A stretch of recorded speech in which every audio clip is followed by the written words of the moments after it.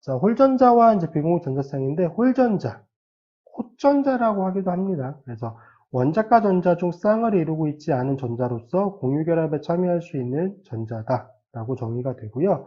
홀전자의 수만큼 다른 원자와 공유결합 시 이제 공유결합을 형성할 수 있게 된다라고 알아두시면 되는데, 자, 탄소원자 같은 경우는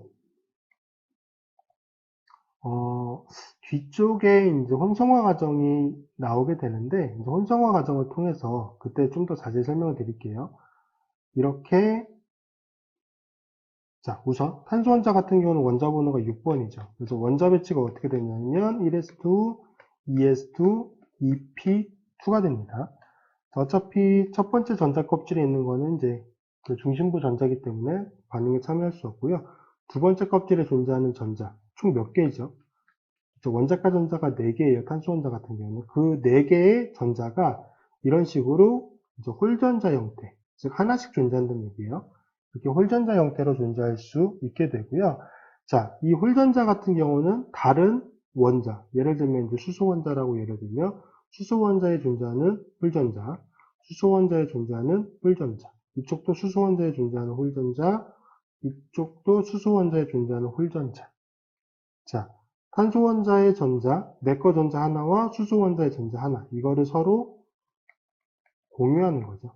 공유해서 이제 결합을 만들어내게 됩니다. 이게 공유결합의 가장 핵심적인 이제 내용이 될 거고요. 가장 기본적으로 결합을 어떻게 만드는지에 대한 내용일 거고요. 이렇게 이제 홀전자라고 하는 거는 이제 원자과 전자 중 쌍을 이루고 있지 않은 전자다라고 이제 기억을 해두시면 되고요. 자, 비공유 전자쌍은 원자과 전자 중 쌍으로 이루고 있어 공유 결합에 참여하지 못하는 전자다. 자, 예를 들면 질소원자 같은 경우는 원자 번호가 7번이기 때문에 전자 배치가 어떻게 되냐? 1s2, 2s2, 2p3가 됩니다. 자, 원자과 전자 개수가 몇 개죠? 5개예요. 5개. 자, 그럼 질소원자 같은 경우는 탄소 원자처럼 홀전자 형태로 존재한다라고 했을 때 하나가 더 존재해야 되잖아요. 그래서 어느 부분인가에는 이렇게 전자쌍을 이루고 있는 형태로 존재합니다. 바로 이 형태를 뭐라고 부른다? 비공유 전자쌍이라고 부릅니다. 자, 비공유 전자쌍은 주로 분자 간의 화학 반응에 참여하게 되고요. 이 전자쌍을 이용해서 전자가 부족한 원자를 공격한다라고 보시면 되는데, 자, 이것만 좀 기억을 해두시면 될 것 같아요. 홀전자는 공유결합을 형성하는 데 주로 사용이 되는 전자고요. 비공유 전자쌍은 화학 반응을 통해서 다른 원자 간의 결합을 만들 때 참여한다. 그렇게 기억을 해두시면 될 것 같습니다. 자, 그래서 이제 수소 원자부터 탄소 원자, 질소 원자, 산소 원자, 이제 할로젠 원자의 이제 전자 배치가 되어 있는 거고요. 여기서 제시되어 있는 이 전자 배치는 혼성화 이후에 생성된 겁니다. 혼성화 과정을 통해서 생성된 형태다라는 거 반드시 좀 기억을 해 두셔야 돼요. 혼성화 과정은 뒤쪽에서 자세히 설명을 드릴 거고요. 어쨌든 이제 다음과 같은 형태를 가지고 있게 되고요. 자, 중요한 게 뭐냐? 이제 가능한 공유결합의 수가 뭐에 의해서 결정이 된다? 그렇죠. 홀전자의 수에 의해서 결정이 된다. 홀전자가 하나면 가능한 공유결합의 수는 1개.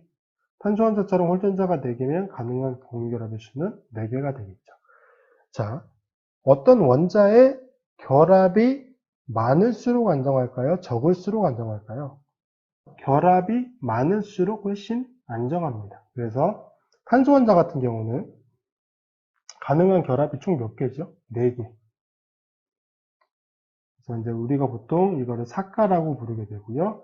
가능한 결합이 3개를 이제 3가, 2가라고 얘기를 합니다. 자, 그래서 탄소원자 같은 경우가 유기화학에서 가장 중요하게 사용될 수 있는 이유가 뭐냐?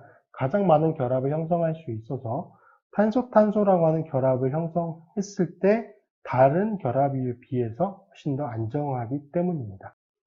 자, 이제 공유결합의 형성은 아까 설명드린 것처럼 전자를 내놓거나 받아들여 옥텟 규칙을 만족하는 이온형 원자를 형성하기 어려운 비금속 원자들 사이에 가장 일반적인 결합 방식이다 유기화합물의 골격을 이루는 가장 핵심 결합이다. 그 정도 수준까지 기억을 해두시면 될 것 같습니다. 자, 결합 시 각각의 원자가 홀전자를 내놓아 전자쌍을 만들고 이를 각 원자들이 서로 공유함으로써 결합을 형성한다. 자, A라고 하는 원자의 전자와 B라고 하는 원자의 전자, 이것을 서로 하나씩 내놓는 거예요. 그래서 A의 전자와 B의 전자가 서로 공유를 하게 되는 거죠. 그래서 요거를 통해서 만들어지는 게 바로 이제 공유결합이다. 이렇게 기억을 해두시면 될 것 같습니다.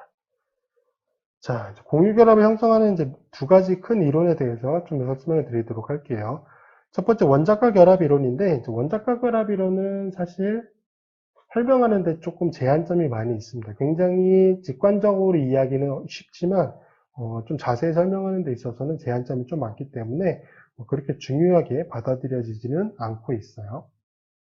어쨌든 내용을 좀 보도록 할게요. 자, 홀전자를 가지고 있는 원자들이 서로 접근하여 두 개의 오비탈이 겹쳐질 때 겹쳐짐이 최대가 되고 반발력이 최소가 되는 거리에서 각 전자를 공유해 결합을 형성한다 라고 정의가 되어 있습니다. 자, 수소 원자의 전자 하나가 존재할 것이고요. 이쪽에도 전자가 하나 존재하겠죠. 그래서 이들이 서로 가깝게 접근을 하면서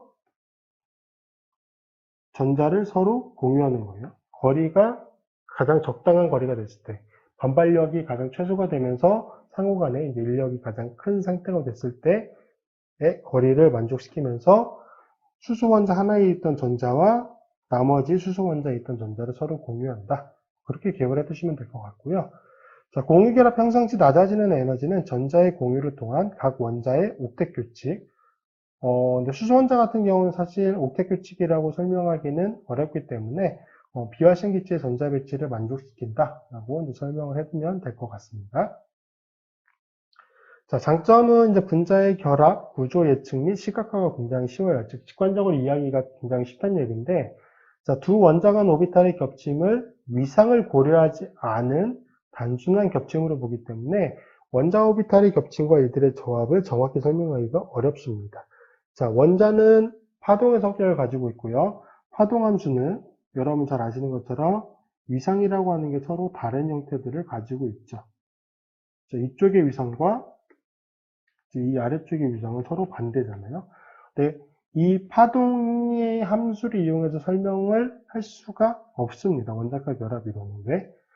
오비탈의 겹침을 위상을 고려하지 않은 단순한 겹침으로 보기 때문에 그런 단점이 있지만 직관적으로 이해하기는 좀 쉽기 때문에 많이 좀 설명을 하고 있는 내용 중에 하나긴 합니다. 자, 두 번째, 훨씬 더 중요한 이제 분자 오비탈 이론입니다.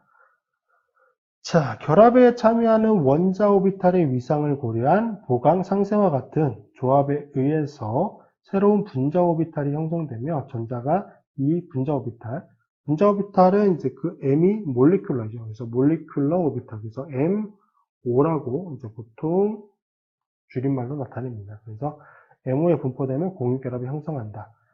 자, 오비탈은 전자가 존재하는 공간이에요. 그 전자가 원자 상태에서 존재한다? 그럼 원자 오비탈이라고 부르는 거고요. 원자와 원자가 결합을 통해서 분자를 만든다. 그 분자에 존재하는 전자의, 그 분자에 전자가 존재하는 공간을 당연히 분자 오비탈이라고 부르겠죠. 자, 그 용어는 뭐 크게 어렵게 생각하실 필요는 없고요. 자, 그래서 이제 간섭되는 거, 서로 상호작용한다는 얘기인데, 그게 이제 보강이 되느냐, 상쇄가 되느냐죠. 자, 이 내용도 사실은 많이들 알고 계실 거라고 생각을 합니다. 그래서 1S 같은 경우는 동일 위상이 서로 같은 거예요. 그래서 쉽게 그냥 위쪽으로 존재하는 건 이제 플러스 위상이라고 상대적인 거예요. 그냥 플러스 위상이라고 나타내면은 서로 동일한 위상이 되는 경우 이게 접근을 하는 거죠. 서로 접근을 하게 되면은 이쪽 부분들이 서로 보강이 됩니다. 그래서 더 큰 이제 공간을 차지하는 형태로 이제 새로운 이제 그래프가 만들어지게 되고요.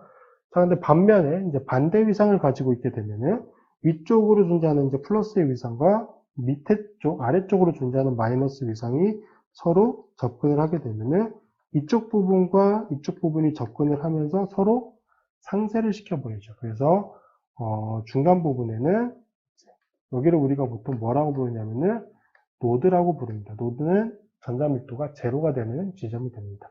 그래서 이렇게 노드를 거치면서 새로운 그래프가 만들어진다 라고 보시면 되고요. 자, 이제 결합성 오비탈이라고 하는 거, 결합성 분자 오비탈과 반결합성 이제 오비탈이 만들어지는데 두 원자 오비탈의 조합에 의해서 형성된 두 개의 분자 오비탈 중 각각의 원자 오비탈보다 낮은 에너지 상태의 분자 오비탈을 결합성 MO, 결합성 분자 오비탈이라고 부릅니다. 자, 각각의 원자가 결합을 통해서 이제 분자를 형성을 할 때, 분자 오비탈이라고 하는 게 만들어지죠. 그리고 그 생성되는 분자 오비탈의 수는 결합에 참여하는 원자의 수와 같습니다. 그래서 두 개의 원자가 새로운 분자 오비탈을 만들어내게 되면은 그 생성되는 분자 오비탈은 두 개가 됩니다. 그 두 개 중에서 에너지가 기존의 분자 오비탈, 기존의 원자 오비탈보다 낮은 것을 결합성 오비탈, 기존의 원자 오비탈보다 에너지가 높은 것을 반결합성 오비탈이라고 부르게 됩니다. 자, 그림을 보면서 좀 설명을 드리면 이해가 좀 더 쉬우실 것 같아요. 자, 이쪽 편, 이랬으니까 수소 원자겠죠? 수소 원자의 전자 하나, 그리고 반대편 수소 원자의 전자 하나가 이쪽이 이제 오비탈이에요. 가로로 제가 지금 칠하고 있는 부분이 이제 오비탈이라고 생각하시면 됩니다. 전자가 존재하는 이제 위치가 되겠죠. 자, 이것들이 서로 이제 만나게 되면은 이렇게 에너지가 더 낮은 이쪽은 이제 분자 오비탈이 되는 거죠. 자, 이쪽은 AO 원자 오비탈, 이쪽도 AO 원자 오비탈이 되고요. 이 원자 오비탈이 서로 상호작용해서 만들어내는 이쪽 부분을 분자 오비탈, 이쪽 부분도 분자 오비탈이 됩니다.